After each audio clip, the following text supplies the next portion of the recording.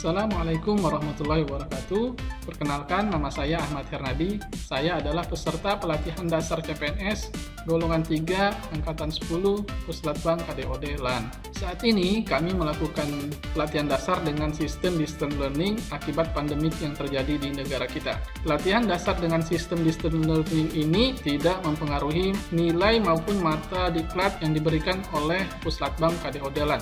Jumlah jam pelajaran tetap sesuai dengan pertemuan konvensional, hanya saja memang pertemuan kami menggunakan aplikasi Zoom. Hari ini materi disampaikan oleh Bapak Muhammad Hari Rahmadi, yaitu tentang anti korupsi.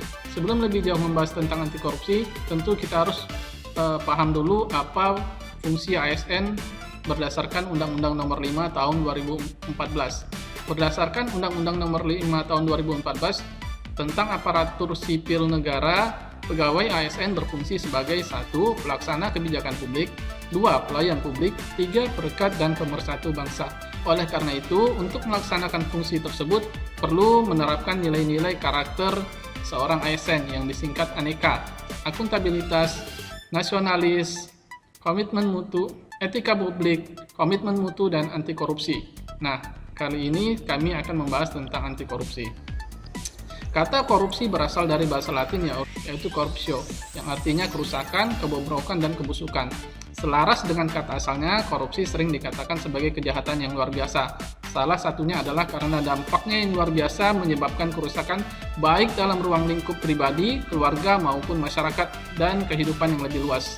Oleh karena itu, seorang ASN wajib mempelajari dan menerapkan nilai-nilai anti korupsi dalam kehidupannya, entah dia sebagai seorang ASN atau di luar kehidupannya sebagai seorang ASN.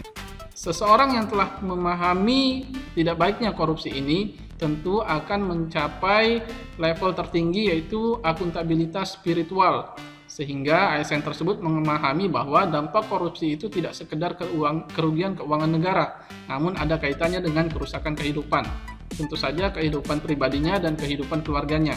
Bapak Rahmadi juga menjelaskan bahwa korupsi yang terkecil bisa saja berupa waktu. Korupsi ibaratnya COVID-19. Saat ini bisa negatif, tapi bisa saja kita menjadi positif nanti di kemudian hari. Semoga saja kita dapat selalu menggunakan masker agar terhindar dari korupsi ini. Oleh karena itu, KPK sebagai benteng terdepan dalam pemberantasan korupsi lebih mengedepankan pencegahan daripada penindakan. Nilai-nilai anti korupsi ini harus diaktualisasikan oleh seorang ASN, baik sebagai CPNS maupun sebagai PNS. Untuk itu, saya sebagai seorang dosen akan mengaktualisasikan nilai-nilai anti korupsi ini dalam tugas dan fungsi saya sebagai seorang dosen. Apa yang akan saya lakukan? Tentu saja saya tidak akan korupsi waktu. Contoh kecil yang akan saya lakukan adalah tidak korupsi waktu dengan melakukan presensi sesuai dengan waktu yang ada. Karena kebanyakan kita korupsi di waktu.